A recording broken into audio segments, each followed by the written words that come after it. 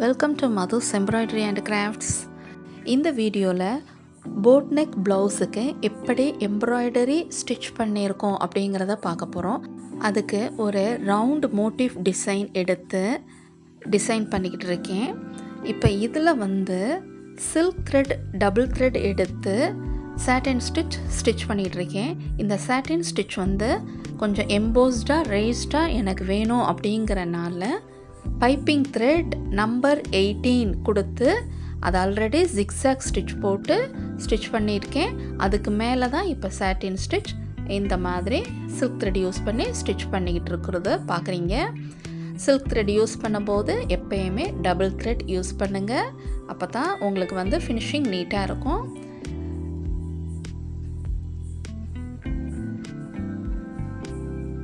Silk thread இந்த சாட்டின் stitch நீங்கள் use பண்ணும்போது நீங்கள் இந்த மாதிரி கொஞ்சம் இப்படி கிராஸாகவே எடுத்து நீங்கள் என்ன செய்யுங்க, சாட்டின் ஸ்டிச் பண்ணுங்கள். அப்போ தான் அது பார்க்குறதுக்கு பியூட்டிஃபுல்லாக இருக்கும். இப்போ நான் யூஸ் பண்ணுற நீடில் துலிப் நீடில் நம்பர் 14. இந்த மாதிரி ரவுண்ட் டிசைன் நான் இன்னரில் ஒரு சர்க்கிள் அவுட்டரில் ஒரு பிக் சர்க்கிள் போட்டு நான் என்ன பண்ணியிருக்கேன், சாட்டின் ஸ்டிச் பண்ணியிருக்கேன். இப்போ இன்னரில் நடுவில் இருக்க பாருங்கள், அந்த இதில் stone round kundan stone 6 mm size உள்ளதில் அதை பேஸ்ட் பண்ணிவிட்டு இதுக்கு மேலே நான் எல்லோ கலரில் சில்க் த்ரெட் யூஸ் பண்ணி அந்த ஸ்டோனுக்கு மேலாப்பில் ஹேண்ட் நீடில் யூஸ் பண்ணி சாட்டின் ஸ்டிச் பண்ணிக்கிட்டு இருக்கேன்.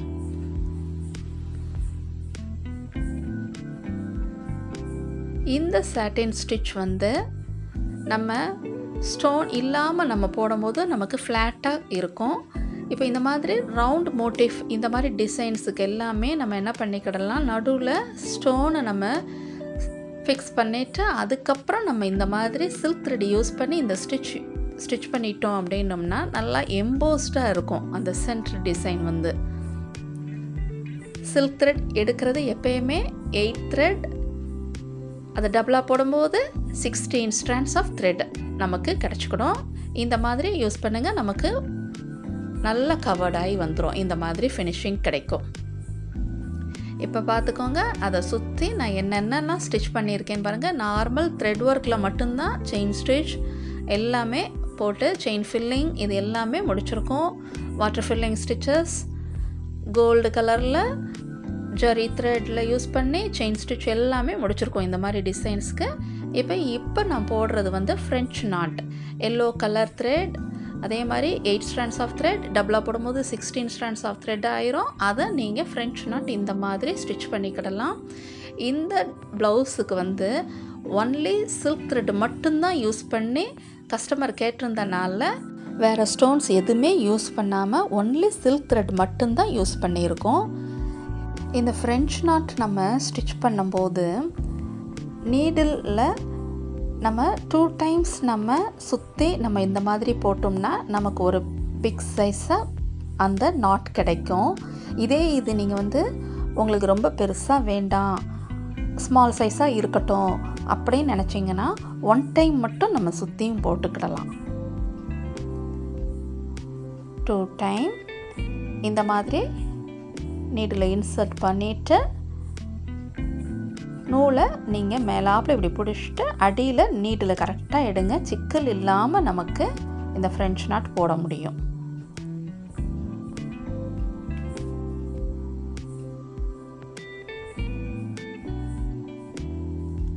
யூஸ் பண்ணுற நீடில் சைஸ் நம்பர் 7. நீங்கள் 6 or 7 நார்மல் நீடில் யூஸ் பண்ணிக்கிடலாம். ஃப்ரெஞ்ச் நாட் டிசைன் பண்ணுறதுக்கு நம்பர் 6 or 7 யூஸ் பண்ணிக்கிடலாம். இப்போ இந்த ஸ்பேஸில் இருக்கிற இந்த டிசைன் இருக்குது பார்த்தீங்களா, இதில் நம்ம ஃப்ரெஞ்ச் நாட் ஸ்டிச் பண்ணி முடிச்சுக்கிடணும். இப்போ இந்த அவுட்டரில் நான் இப்படி ஒரு வளைவாக போட்டிருக்கேன் பாருங்களேன். இதில் எல்லோ கலரில் உள்ள சில்க் த்ரெட்டில் செயின் ஸ்டிச் பண்ணி முடித்து எடுத்திருக்கேன். அதுக்கப்புறம் நான் ஃப்ரெஞ்ச் நாட் நான் அந்த சாட்டின் ஸ்டிச் என்ன கலரில் நம்ம சில்க் த்ரெட் யூஸ் பண்ணுமோ அதே கலரில் எடுத்துட்டு the same 8 strands of thread டபுளாக போடும்போது 16 strands of thread யூஸ் பண்ணி ஃப்ரெஞ்ச் நாட் ஸ்டிச் பண்ணுறேன். இதில் வந்து நான் வந்து 3 தான் ஃப்ரெஞ்ச் நாட், அந்த வளைவுலாம் வருது பார்த்திங்களா, அந்த மாதிரி இருக்கிற இடத்துல எல்லாம் இப்படி 3 எடுத்து நம்ம போடும்போது அந்த அவுட்டர் ஃபினிஷிங் வந்து நமக்கு வந்து ஃபினிஷிங் ரொம்ப நீட்டாக அழகாக இருக்கும்.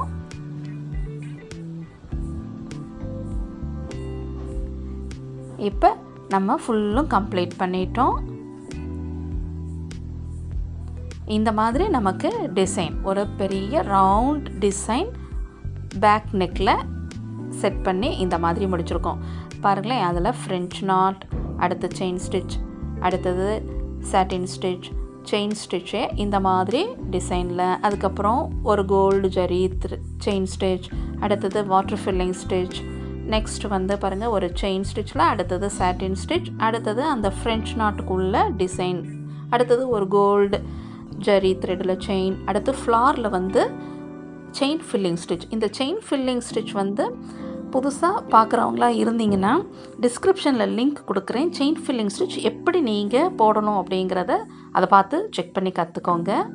இப்போ இதுதான் இந்த ப்ளவுஸோடைய சாரீ கலர் தெரியுதா? இந்த சாரீ கலருக்கு மேட்சாக தான் நான் எடுத்து இந்த சில்க் த்ரெட் எல்லாமே எடுத்து இப்போ ஸ்டிச் பண்ணி முடிச்சிருக்கோம். சாரியில் இந்த கலர்ஸ் எல்லாமே வந்துச்சு, அதனால் 3 கலர்ஸ் எல்லாம் வந்தனால அந்த மேட்சிங்காக எடுத்து நம்ம ப்ளவுஸுக்கு ஸ்டிச் பண்ணி இந்த டிசைன் சாரியில் இருந்த அதே ரவுண்ட் பிக் சைஸில் இருக்கிற மோட்டிஃப் டிசைனை பேக்கில் மட்டும் பிக் சைஸாக அப்படி கொண்டு வந்து இந்த மாதிரி ஸ்டிச்சஸ் எல்லாமே யூஸ் பண்ணி ஃபினிஷ்ட் பண்ணியாச்சு.